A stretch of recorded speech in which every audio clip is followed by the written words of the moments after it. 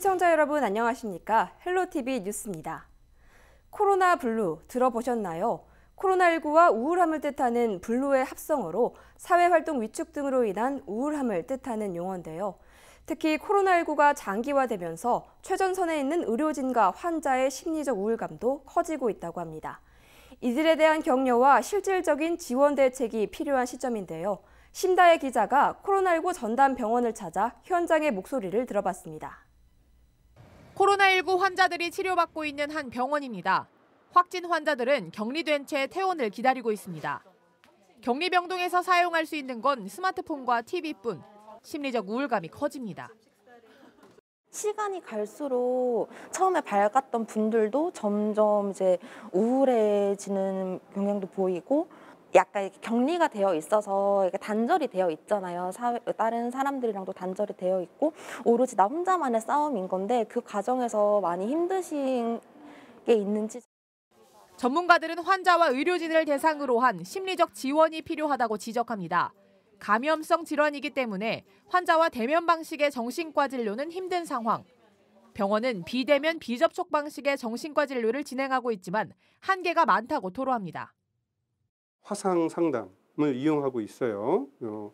양방향 화상을 통해서 서로의 그런 심정, 감정, 그리고 본인의 생각들, 그리고 본인의 불안한 이야기들을 같이 나눌 수 있는 그분들이 사용하셨던 장비들을 우리가 재활용하기 힘들다는 문제점이 있어요. 그렇기 때문에 그런 장비들이 어떤 고정적으로 부착이 돼서 재활용될 수 있는 그런 지원이나 그런 기술적인 환경이 구축이 된다고 하면 코로나19 사태 안정 이후도 걱정입니다. 의료진의 육체적, 정신적 피로도가 누적되고 있는데 코로나19 종식 이후 긴장이 풀어지면서 의료진이 정신적 고통을 호소할 가능성도 배제할 수 없습니다. 지금 다들 긴장을 하고 예민해 있는 상황이지만 이런 상황이 어느 정도 안정이 된 다음에 더 많은 의료진이나 직원들이 스트레스성, 정신 심리적인 문제를 호소하게 될 가능성이 크다고 보거든요. 대표적인 예가 메르스 사건이 있었죠. 메르스 사건 이후에 많은 의료진들의 정신 심리적인 상태가 질환들이 많이 보고가 되고 코로나19 장기화로 몸과 마음이 지친 환자와 의료진들, 이들의 마음을 달래고 사태 안정 이후 또 다른 문제가 나오지 않기 위한 실질적인 지원책이 필요한 시점입니다. 헬로티비 뉴스 심다혜입니다. 개학이 3차례나 연기됐죠. 어린이집과 학원, 대학들도 줄줄이 영향을 받고 있는데요. 그에 따른 돌봄 공백 문제는 현재 진행형입니다. 개학 날짜를 더 미룰 수 있다는 가능성도 제기되고 있는데요. 시민들의 의견은 어떨까요? 여론은 지금 이다혜 기자입니다.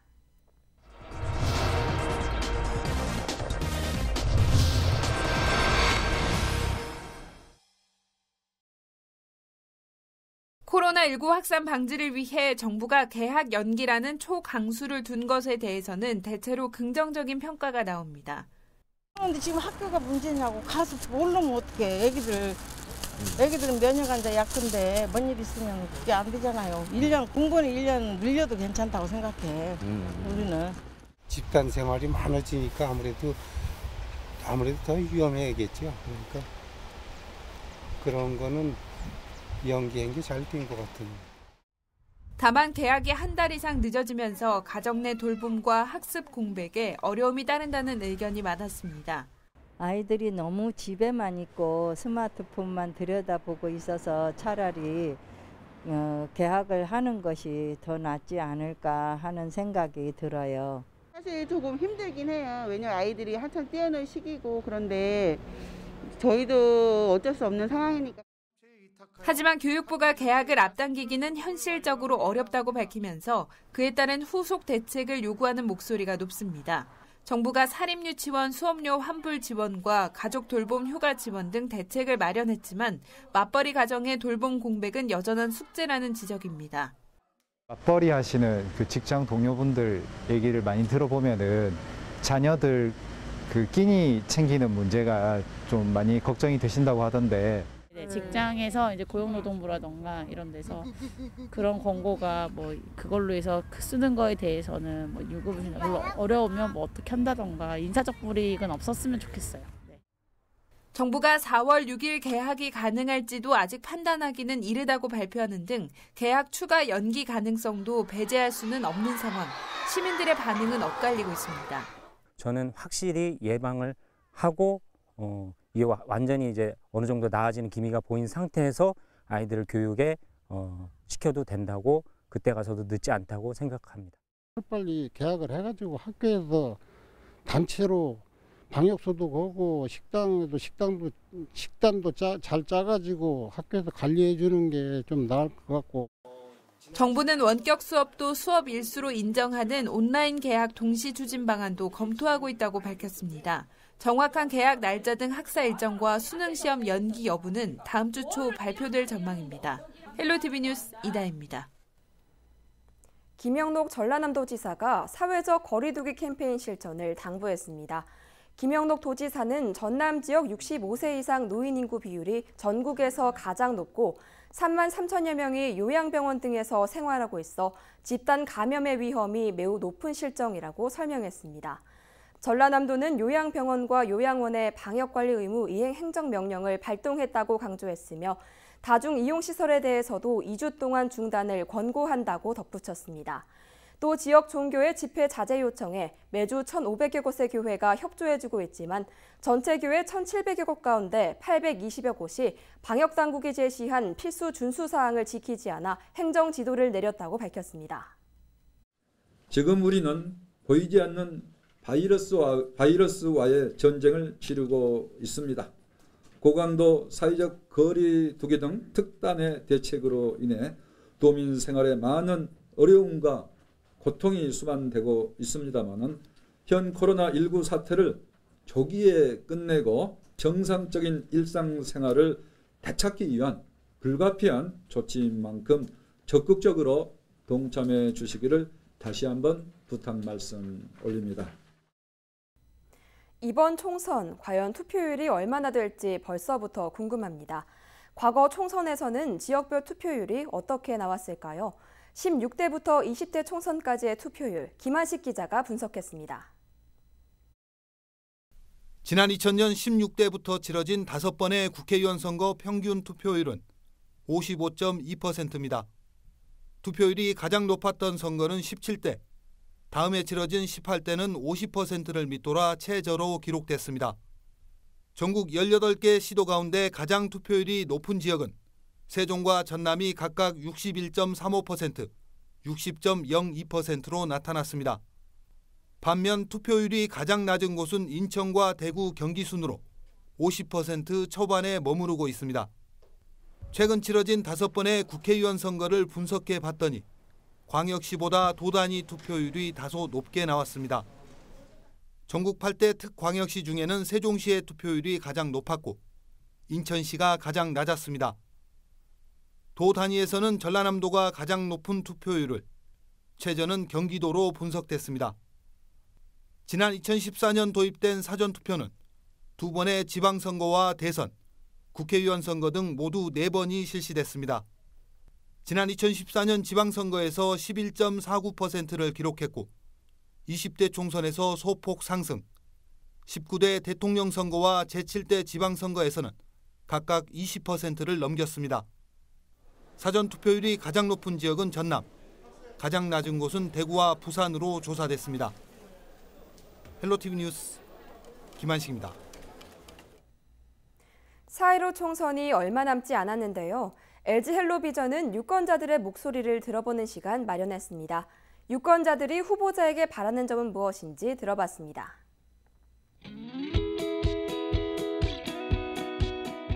첫째는 목포 이쪽 지역이 경기가 활성화시킬 수 있고 지원금을 많이 좀 정부에서 많이 가져올 수 있는 사람, 첫째는 그것도, 두 번째는 인물이 좀 신선한 인물이 앞으로 나와가지고 활기차게 목포시라든가 지역하고 융합도 하고 대화도 하고 그러면서 발전할 수 있는 그런 기회가 나왔습니다.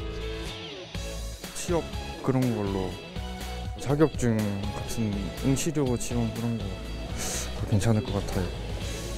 응시료 지원 뭐 그런 거.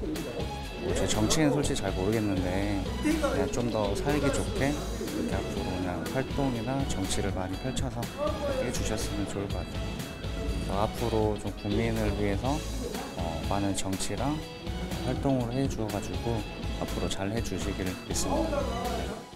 지금까지 살면서 우리 목포 국회의원들이 아니었고 사는 사람들이 아니었고 다른 지역에서 오셔가지고 국회의원들을 하고 계셨거든요. 그랬는데 이제는 우리 목포 사람들이 국회의원이 나와가지고 국회의원을 하시면서 정말 우리 목포에 더 발전이 됐으면 좋겠습니다.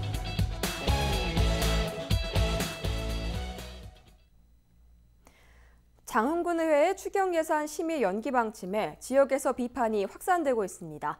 심지어 주민 소환제까지 동원하겠다는 움직임까지 일고 있습니다. 송효찬 기자가 취재했습니다.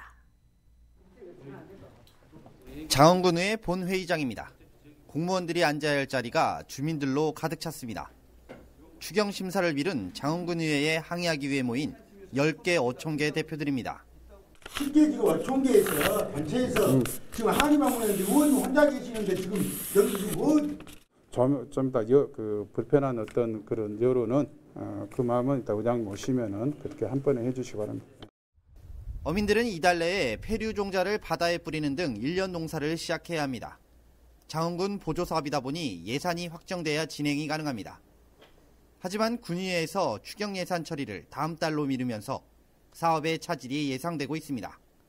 같은 시각 장흥군의회 앞에서는 1인 시위가 펼쳐지고 있습니다. 추경 처리가 늦어질수록 주민 피해는 더욱 커진다고 호소합니다. 장흥군 3만 8천 명의 말을 따르지 않은 일꾼은 주민 소환제로 군의회에서 쫓아내야 한다. 주객이 전도되는 행위를 자행하는 장흥군 의회 의원들 군민의 이름으로 주민 소환제를 실시해 줄 것을 강력하게 요구한다. 주민들은 또 민주당 소속 의원이 대다수인 군의회가 무소속 군수 길들이기를 하고 있다며 비난의 목소리를 높이고 있습니다. 현재 정종순 장흥군수는 무소속이고 장흥군의회 의원 7명은 모두 더불어민주당 소속입니다. 장흥군의회는 경기부양대책외에 군수의 선심성 예산도 많이 포함돼 있어 재편성을 요구한다는 입장입니다. 선심성 예산, 또 그 눈에 보이지 않는 누구 개인 특정인을 봐주기 예산, 이런 걸 하지 말고 민생 경기에 직접 밀접한 예산을 좀 짰으면 좋겠다. 코로나19 사태로 지역 경제가 큰 타격을 입은 가운데 예산안 심의를 둘러싼 불협화음은 당분간 지속될 것으로 보입니다. 헬로티비 뉴스 송혜창입니다. 강진군이 고려청자와 지역 관광지를 연계한 프로그램을 마련할 계획입니다. 남도답사 1번지라는 명성에 걸맞는 프로그램을 통해 침체된 지역 경제를 활성화시킬 방침입니다. 보도에 박종호 기자입니다. 정약용과 김영랑, 고려청자와 가우도 등 다양한 관광 콘텐츠를 가지고 있는 강진군. 강진군이 올해부터 고려 역사 문화 테마 관광 프로젝트를 추진합니다. 지역이 가지고 있는 특화 관광 콘텐츠를 연계해 다양한 연령층이 모두 즐길 수 있는 관광 프로그램을 마련할 계획입니다. 문화체육관광부 계획 공모형 지역 관광 개발 사업에 최종 선정됐기 때문입니다.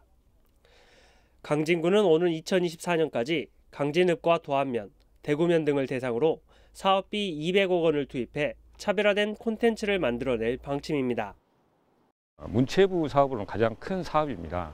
그래서 이게 액수도 작지 않지만 문체부에서 결국 강진을 관광도시로서 많은 그 관광 자원도 가지고 있고 그것을 활용을 해서 잠재력이 높은 관광도시로 인정을 해준 게 전라남도에서 유일하게 계획 공모형 지역 관광개발 사업에 선정된 이유는 바로 문화관광재단.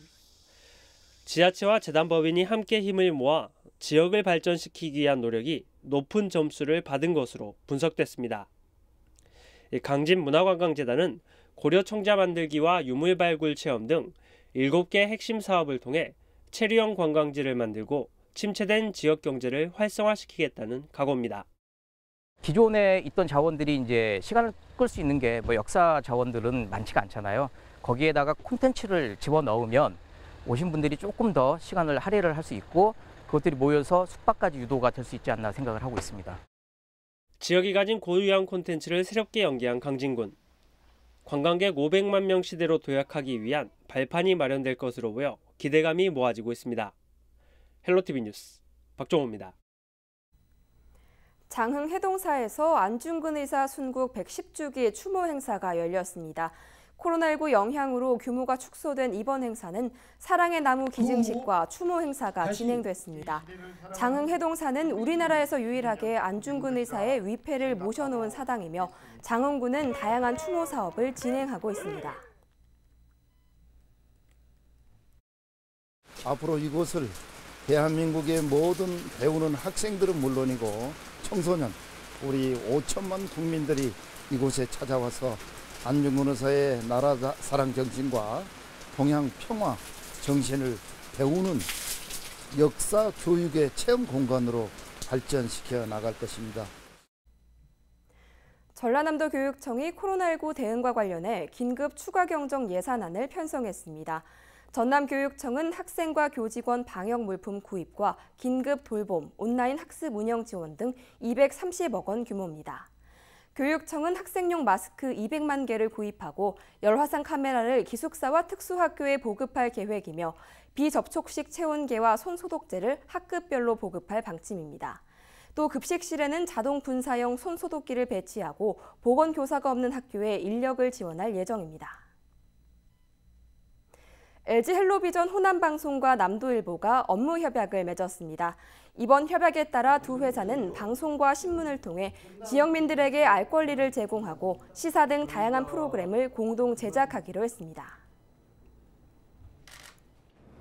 지역의 경제가 살고 지역의 주민들이 정보를 습득하고 그러한 부분들이 지역의 발전을 이룰 수 있는데 기여할 수 있는 것 같고요. 앞으로도 계속 좋은 이런 관계를 통해서 양사에 서로 도움이 되는 그런 업무 협약이 될 것 같습니다. 이런 계기를 통해서 서로 양사가 서로 발전하는 그런 기회를 냈으면 좋겠습니다. 하여튼 서로 도움이 되는 그런 길을 찾아서 양사가 더욱더 발전하는 이 업무 협약 이후로 더 발전하는 그런 회사로 됐으면 좋겠습니다. 반갑습니다. 전남 지역 단체장들이 월급을 반납하며 코로나19로 어려움을 겪는 도민들의 고통 분담에 나섰습니다. 전남시장 군수협의회는 코로나19로 정신적, 경제적 어려움을 겪고 있는 도민과 고통을 함께 나누기 위해 시장 군수의 월급 30%를 4개월간 반납하기로 했다고 밝혔습니다. 또 전라남도와 긴밀한 협조를 통해 코로나19 확산 차단을 위한 방역과 함께 위기 상황 극복 후 전라남도가 나아가야 할 방향도 함께 준비하기로 뜻을 모았습니다. 그동안 논란이 됐던 광주 군공항 이전 문제를 두고 전라남도와 광주시가 문제 해결에 나서기로 했습니다. 김영록 전라남도지사와 이용섭 광주광역시장은 태스크포스팀을 구성해 내년 말 통합 예정인 광주와 전남 무안의 민간공항 명칭과 광주 군공항 이전 문제에 새로운 정책적 대안을 마련해 정부에 건의하기로 했다고 밝혔습니다. 한편 광주시는 단국대학교 분쟁해결연구센터에 자문해 군공항 예비 이전 후보지 선정 협의 절차 이행 방안 등을 모색하기로 했습니다. 전남 목포에는 일제강점기 태평양 전쟁의 뼈아픈 유적들이 남아있는데요. 목포시가 근대 자산에 대해 문화재 등록을 추진합니다. 문화재 등록이 추진되는 건축물은 옛 목포세관 창고와 터, 목포 유달초등학교 방공호 등 근대 건축 자산들이 해당됩니다. 유달초등학교 본관 뒤편에 있는 방공호는 2차 세계대전이 한창이던 1940년대 중반, 폭격을 피하기 위해 만들어진 동굴로 길이가 31m에 이릅니다. 문화재청은 현지를 방문해 조사하고 문화재 등록 여부에 대한 검토에 들어갔습니다. 고흥군이 특산품인 김을 대량 생산하기 위해 개발 사업을 시작한 지 2년여 만에 가시적인 성과가 나왔습니다. 고흥군은 고흥산 해조류 우량종자 개발 연구 사업 2년차를 맞아 김밥용 김 모종이 개발됐다고 밝혔습니다. 김 양식용 부류망 10주를 설치한 상태이며 이곳에서 우량 품종 원초 1,700kg을 수확해 김밥용 김 720속을 생산했습니다. 강진군이 영랑시 문학상 운영조례를 제정했습니다. 이번 조례는 시상의 범위와 운영위원회 구성, 심사위원 선임 등에 관한 규정이 마련됐습니다. 강진군은 영랑문학상 운영조례 제정으로 그동안 논란이 됐던 문학상 운영 객관성과 투명성을 확보하는 계기가 마련됐다고 설명했습니다. 완도군이 올해 대대적인 조림 사업을 추진합니다. 완도군은 112헥타르 면적에 14억 원을 투입해 황칠과 동백, 완도 호랑 가시나무 등 난대 수종 16만 개를 심을 계획입니다. 또 완도 가용지구 사업지와 연계해 중도지구에 30헥타르의 황칠 나무 숲을 조성할 계획이며 올해 80헥타르 규모의 황칠 특화림 단지가 들어설 예정입니다. 완도군은 기후 변화로 인해 30년 후 소나무 등 고사로 식생 변화가 예측돼 조림 사업을 추진한다고 밝혔습니다. 해남군이 4월부터 2개월간 상하수도 요금을 50% 감면하기로 했습니다. 대상은 전체 수용가로 별도로 신청하지 않아도 4월 부가분부터 소급 적용됩니다. 군은 이번 감면 조치를 통해 4억 8,500여만 원의 경제적 혜택을 받을 것으로 보고 있습니다. 해남군은 또 4월 1일부터 7월 31일까지 4개월간 농업인을 대상으로 임대 농기계 임대료도 50% 감면하기로 했습니다. 이외에도 임대료를 인하하거나 면제한 착한 임대인 운동에 참여한 건물주에게는 최대 50%까지 재산세를 감면할 계획입니다. 우리 지역의 이슈 콕 짚어봅니다. 헬로 이슈 토크. 지역의 이슈를 살펴보는 헬로 이슈 토크 시간입니다. 우리나라뿐만 아니라 전 세계적으로 환경 문제가 심화되고 있습니다. 전라남도 연안에는 해마다 약 2만 6천 톤의 해양 쓰레기가 발생하고 있다고 하는데요. 전남에서는 올해 570억 원을 투입해 해양 쓰레기 제로화를 위해 노력한다고 합니다. 전남도의회 이광일 광양만권 해양생태계 보전 특별위원장 그리고 김순호 변호사 모시고 자세한 이야기 나눠보겠습니다. 안녕하십니까?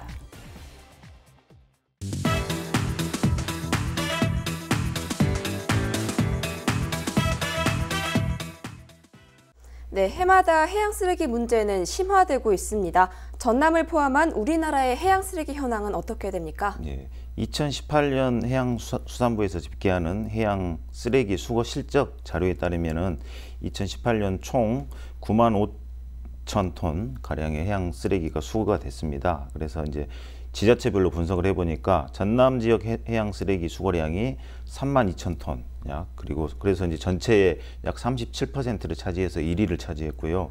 이어서 경남이 13% 정도, 제주가 13%, 그다음에 충남도 13% 가량 이렇게 돼 있는데 전남이 이전부터 5년간 매년 1위를 차지했습니다. 그래서 매년 이게 양이 늘어나고 있는데 사실 전남 지역이 좀 지리적인 특성이라든가 산업적인 특성이 있어서 이런 해양 쓰레기가 많이 발생하는 것 같습니다. 저희 전남 지역은 이제 특히 섬이 많거든요. 유인도서, 전국에 있는 유인도서의 약 한 60% 가량이 전남 지역에 분포를 하고 있어서 유인도서에서 발생하는 쓰레기가 또 해양으로 유입이 될 수가 있고, 그리고 또 해안선 길이가 굉장히 깁니다. 이게 전국 해안선 길이의 뭐 45% 정도라고 하는데 해안선 구조가 복잡하다 보니까 이 해안선에서 발생하는 쓰레기, 단위 면적당 쓰레기가 사실은 육지에서 발생하는 쓰레기의 4배 가량이 발생한다고 하거든요. 그래서 이 해안선이 또 길다 보니까 그런 쓰레기들이 많이 발생하고 이게 이제 유입되는 경우가 좀 많이 있는 것 같습니다. 그리고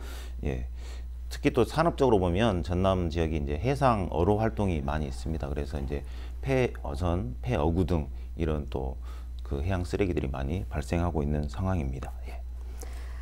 네, 전남의 지리적 특성과 또 산업에 따른 쓰레기 현황을 말씀해 주셨는데요. 그런데 해양 쓰레기가 발생하는 원인이 단순해 보이지는 않습니다. 도대체 해양 쓰레기가 발생하는 원인은 무엇입니까? 예, 먼저 답변에 앞서서 코로나19로 우리 도민들이 많이 어려움을 겪고 있습니다. 먼저 위로의 말씀을 드리고 하루빨리 코로나가 해제가 돼서 희망을 갖는 도민들이 되기를 기원합니다. 그 해양 쓰레기 주요 발생 원인을 분석해 보면요, 우리나라 버려진 생활 쓰레기가 강과 하천을 통해서 유입되는 육지 긴 유입량이 약 65% 이상 추정되고요. 나머지는 폐어구하고 선박 생활 쓰레기, 폐부자 같은 해상 긴 유입량이 35%를 차지하고 있다고 저희들은 파악을 하고 있습니다. 그중 쓰레기 발생량의 46%를 수거한다고 우리 해양수산부는 밝히고 있고요. 우리 전라남도는 2018년 전남도 해양 쓰레기 발생량 연구 영역 조사 결과를 보니까 전남의 연 평균 해양 쓰레기는 2만 7천여 톤이 발생하는데 이 중 해상 긴 유입량이 약 51%, 외국 긴 유입량이 한 47%, 육상 기인이 한 2%로 발생 원인이 이렇게 다루고요. 전남의 경우에 발생량의 85%를 현재 수거하고 있는 중이긴 합니다. 그런데 최근 미세 플라스틱, 최근 생수와 섬유 유원재 등에서 발생하는 미세 플라스틱이 이슈가 되고 있는데요. 이게 해양 쓰레기의 주범이라고 합니다. 이에 대해서 설명해 주시죠. 예, 미세먼지도 참 심각한데 그보다 더 심각한 게 미세 플라스틱 같습니다. 저희가 방송을 준비하면서 미세 플라스틱이 위험도가 얼마나 큰지를 좀 살펴봤는데 굉장히 많이 놀랐습니다. 일단 이제 미세 플라스틱이 발생하는 원인은 이제 처음부터 제조 당시부터 만들어진 미세 플라스틱이 있거든요. 이제 치약이라든가 세안제, 바디워시 이런 생활용품 등의 이걸 만들 때 애초에 들어간 미세 플라스틱이 있습니다. 그런 게 저희 인체에 흡수되기도 하고. 근데 해양 오염과 관련해서는 사실 이 바다에 떠다니는 플라스틱이 있거든요. 굉장히 많습니다. 그래서 해양 쓰레기가 굉장히 많이 발생하는데 플라스틱은 물에 뜨다 보니까 이게 이제 분해가 안 되고 계속 떠다니고 있습니다. 지금 그래서 플라스틱 아일랜드라고 혹시 들어보셨습니까?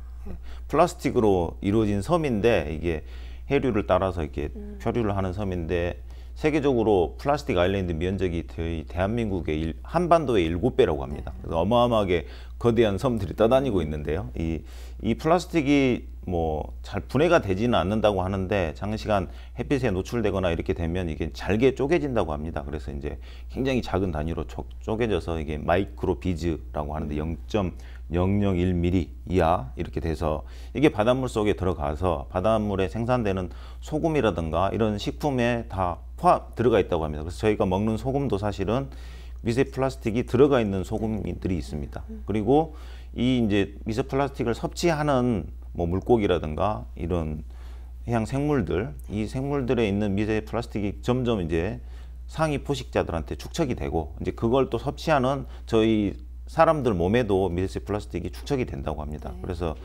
저희가 일주일에 먹는 미세 플라스틱 양이 일주일에 그 플라스틱 신용카드 한 장 있지 않습니까? 그 정도가 된다고 합니다. 저희 지금 현재 그 정도 섭취를 하고 있고 또 평생 그러면 얼마를 섭취하느냐 한 사람이 한 20kg 정도는 미세 플라스틱을 현재 섭취하고 있다고 합니다. 그래서 이제 당연히 인체에 이게 흡수가 되면 뭔가 안 좋은 영향을 끼치겠죠. 독성 물질이 이제 배출되고 한다고 합니다. 이제 어느 정도까지 영향을 미치느냐는 정확하게 나오지는 않았는데 인간의 뭐 수명에도 상당히 영향을 미칠 것으로 보입니다. 예.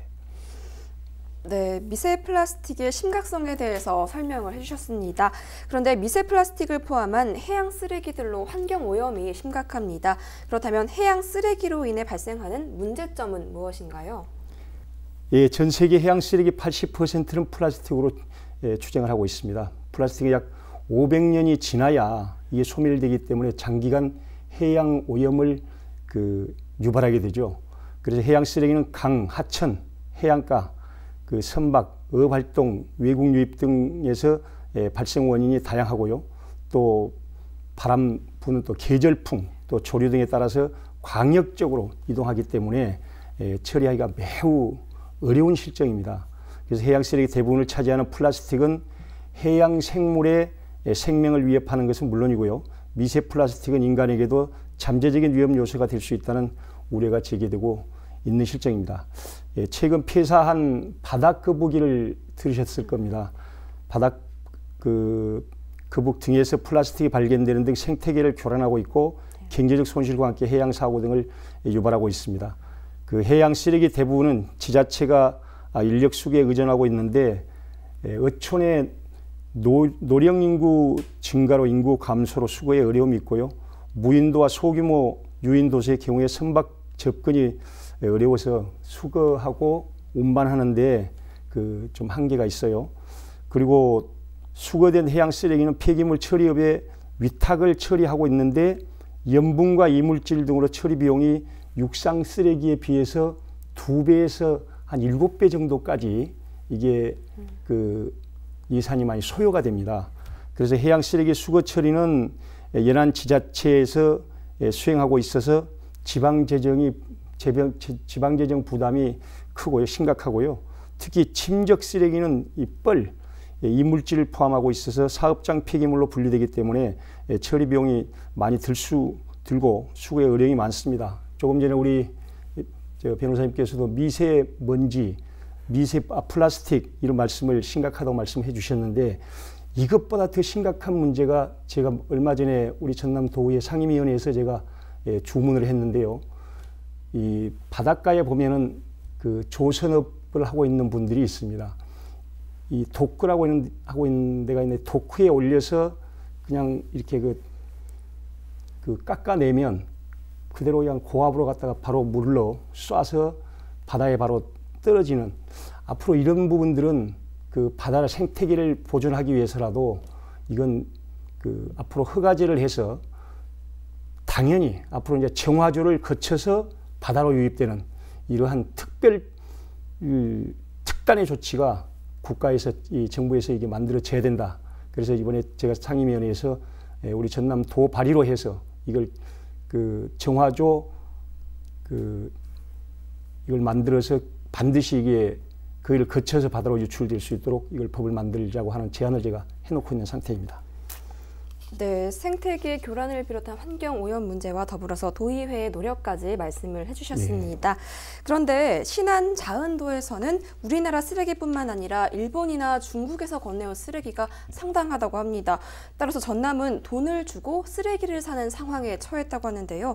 이런 해양 쓰레기로 인한 부작용 사례가 있습니까? 예, 그러니까 이제 해양 쓰레기 발생 원인을 아까 이제 육지에서 유입되는 게 많다고 했는데 또 이제 뭐 다른 원인으로 분석을 해보면 이 전남도 같은 경우에 어떤 분석이 있냐면 절반 정도는 조류를 타고 해외에서 온 쓰레기고 절반 정도는 우리 이제 전남에서 발생하는 그 어로 활동으로 인한 쓰레기, 그리고 육상에서 발생하는 쓰레기가 뭐 한 2% 정도 이렇게 된 분석이 있거든요. 사실 그런 걸로 보면은 저희 전남도에서 전라남도 연안에서 발생한 쓰레기들이 조류를 타고 그 일본이나 중국에서 특히 중국산 이 쓰레기들이 많이 오고 있습니다. 그래서 지금 그 자원도의 사진을 보니까 굉장히 몸살을 앓고 있습니다. 이 국내에서 발생한 쓰레기도 있지만 해외에서 발생하는 쓰레기를 뭐 해외에서 투기를 했거나 아니면 해안가에 있던 게 조류를 타고 와서 이렇게 오염이 되는 상황까지 있고요. 그래서 이제 사실은 해양 오염에 관한 것은 지자체가 지금 수거를 전적으로 책임을 지고 있는데 이게 발생 원인이나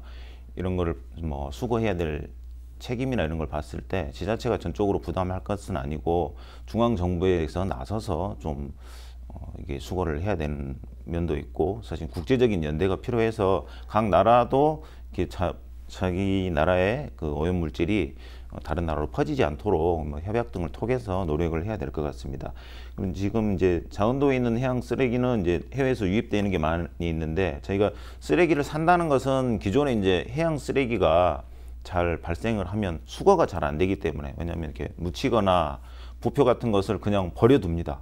뭐 어구나 어선 이렇게 폐 그물이나 이런 거를 그냥 하다가 좀 못 쓰게 망가진다거나 더 이상 사용하지 않게 되면 그냥 버리는 경우가 많았거든요. 그래서 이제 해양 쓰레기가 수거되지 않고 그대로 바다에 있거나 가라앉는 경우가 많기 때문에 그걸 회수하기 위해서 지자체에서 수거 방안으로서 이렇게 얼마를 가져오면은 뭐 리터당 얼마씩 주고 하는 구매 사업의 하나의 일환으로 돼 있었거든요. 이제 지금 이제 저희 전남도에서는 기존에 이런 사업을 해왔었고 거기에서 뿐만 아니라 아까 얘기했던 것처럼 이제 바다에 묻혀 있는 그 쓰레기를 수거하는 작업, 그리고 그 수거한 쓰레기를 처리하기 위해서 뭐 이제 물로 씻어서 다시 이제 폐기물 가공 업체에 다시 처리하는 이런 작업들을 위해서 지금 국비를 상당히 요청한 상황입니다. 예.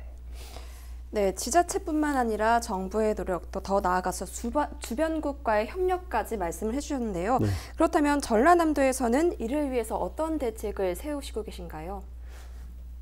언론을 통해서 여러분들이 많이 보셨을 겁니다만 우리 전남도에서는 깨끗한 전남바다 조성 목적으로 570억 원 예산을 세워서 김영록 지사님 들어오셔서 블루 이코노미 프로젝트인 해양 쓰레기 제로화 사업을 추진을 하고 있습니다. 현재 올해 예산만도 572억 원이나 됩니다. 앞으로의 방향은 예방 중심의 해양 쓰레기 관리 정책 방향으로 추진을 하고 어민이 스스로 참여하는 해양 쓰레기 관리로 어민 공감대를 확대해 나가야 된다고 봅니다. 이를 위해서 해양 쓰레기 발생량을 최소화하고 수거 방법을 개선할 계획이라는 말씀도 드리고요. 또한 수거 처리 기반 시설을 확충하고 재활용이 가능한 해양 쓰레기는 자원화하고 민간단체 활동의 지원을 적극 확대를 해서 유관기관의 협력사업 등을 추진할 계획입니다. 이런 더 쉽게 말하면 육지는 폐기물 처리 업체에다가 위탁을 주는데 우리 해양은 그때그때마다 이렇게 하고 있어요. 그래서 이걸 전문 폐기물 처리, 해양 쓰레기 폐기물 처리업을 우리 국가가 이걸 만들어서 위탁을 줘야 됩니다. 그래야 이게 해결이 되지. 지금 방금 우리 변호사님께도 말씀하셨는데 이게 특단의 조치가 아니면 이건 매번 반복되는 해양 쓰레기 문제 때문에 어려움을 겪을 거라고 봅니다. 네, 전라남도의 노력도 더 나아가서 정부의 특단의 조치가 필요하다고 지적을 해주셨습니다. 네. 그런데 이 지자체에서만 노력해서 쉽게 해결된 문제는 아닌 것 같습니다. 어업인을 포함해서 도민들의 노력이 필요할 것 같은데 어떤 노력을 기울이면 좋을까요? 예, 그러니까 아까 말씀드린 바와 같이 지자체가 책임지기에는 너무 이게 무거운 주제입니다. 해양오염이 그 한 지자체만 발생 원인이 있는 것도 아니고 전 국가적인 문제고 전 세계적인 문제에 유입되는 원인도 그렇기 때문에 뭐 중앙 정부가 나서야 되고 국제적인 연대도 필요하지만 또 이제 저희 도민들 입장에서는 사실은 이제 환경 문제에 대해서 굉장히 좀 인식을 좀 높여야 될 것 같습니다. 예전에는 이 육상에서 발생하는 환경 문제에 대해서도 상당히 인식이 별로 미비해서 쓰레기를 아무나 데나 투기하고 이런 게 굉장히 많았습니다. 하지만 최근 들어서 이렇게 환경 사범들을 뭐 사법 처리한다던가 뭐 행정 처분을 한다던가 이런 게 많이 강화되어서 뭐 폐기물 처리업자나 이런 분들이 육상에서는 이제 그런 거를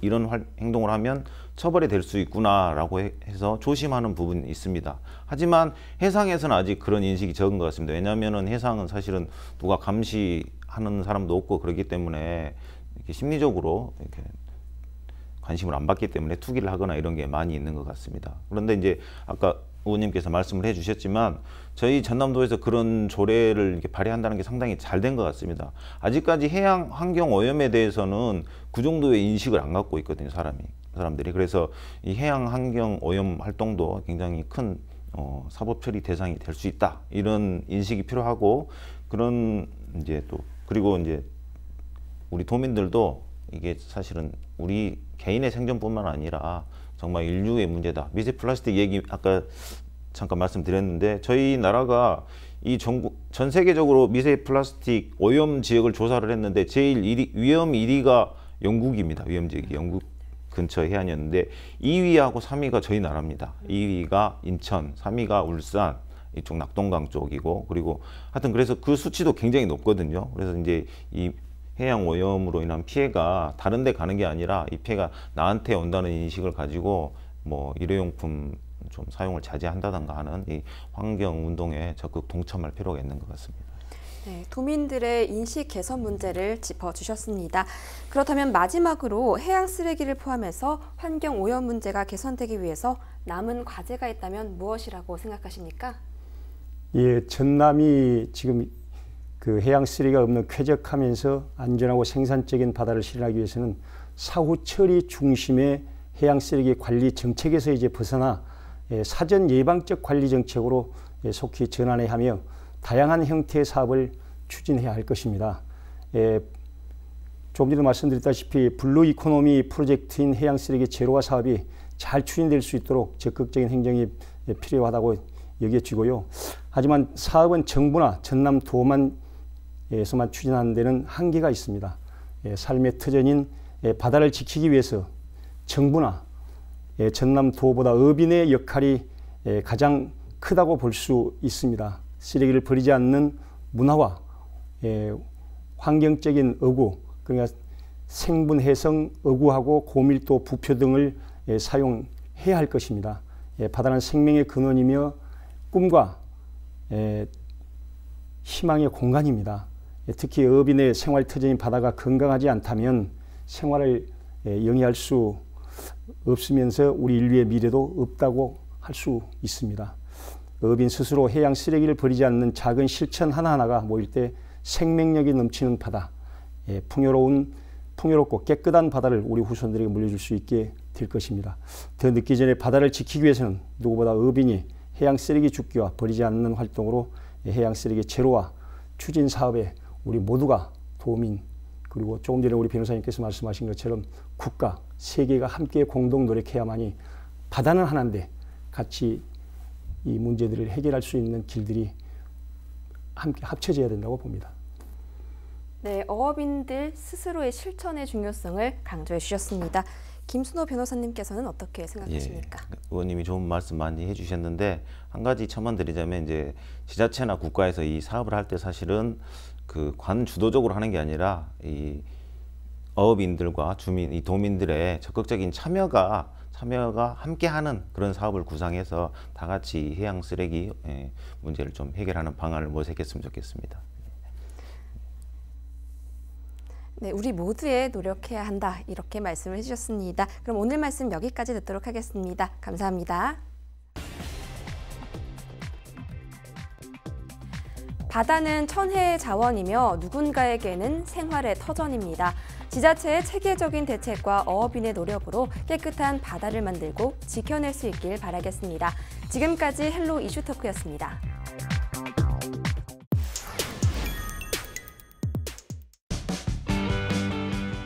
상대적으로 1차 산업이 집중돼 있는 전라남도. 농업과 어업, 과수업 등 다양한 산업이 모여 있어 그만큼 지역 특산물도 많습니다. 전라남도에는 신안 홍어, 진도 울금, 완도 전복, 보송 녹차, 광양 매실 등 다양한 특산물이 있죠. 한 지자체마다 하나 이상은 가지고 있으며 비슷한 산업을 함께 하기도 합니다. 최근 코로나19가 확산되면서 대구와 경북 지역에 많은 확진자가 발생했습니다. 어려움에 처한 대구 경북을 돕기 위해 전라남도 지자체가 특산품을 전달했습니다. 완도군은 지역에서 생산된 전복 440kg을 준비했습니다. 우리 완도 지역 청정지에서 나온 전복 아주 좋거든요. 요즘에 살도 통통하니 쪄서 고객님들이 요즘에 먹으면 아주 맛있는데요. 요즘 코로나로 인해서 다들 힘드실 건데요. 우리 완도 전복 드시고 힘내세요. 전복은 타우린과 아르기닌이 다량 함유돼 원기 회복과 면역력 강화에 뛰어난데요. 대구 경북의사회와 질병관리본부 도시락업체, 대구 수성구 군부대와 의료지원 인력에 전복죽과 찜 등으로 공급됩니다. 전복만 몸에 좋은 게 아니다. 진도군은 완도보다 먼저 봄동 80박스를 대구로 보냈습니다. 울금과 낙지 등 지역 특산물을 추가로 보내기도 했는데요.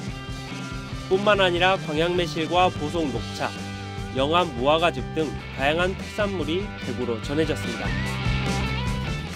전국이 일일 생활권이고 정말 모든 것이 위중한 상황이기 때문에 그래도 조금 여유가 있는 우리 전라남도에서 힘을 모아서 대구 경북의 도민들, 시도민들 그리고 의료진들 또 확진자들을 위해서 우리가 모든 힘을 다해서 적극 지원을 해야 될 때라고 생각을 합니다. 코로나19로 힘든 분들을 격려하기 위해 특산물을 보냈지만 홍보 효과도 거뒀습니다. 최근 문재인 대통령이 SNS에 감사 메시지를 올렸죠. 대통령의 힘이었을까요? 봄동의 몸값이 크게 올랐습니다.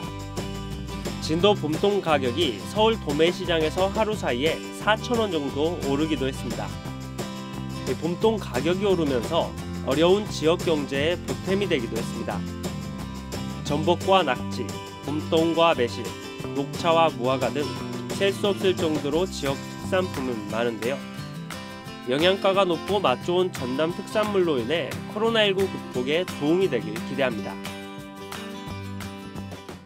이상으로 헬로티비 뉴스를 마칩니다. 저희는 언제나 지역 주민 여러분 곁에 있겠습니다. 고맙습니다.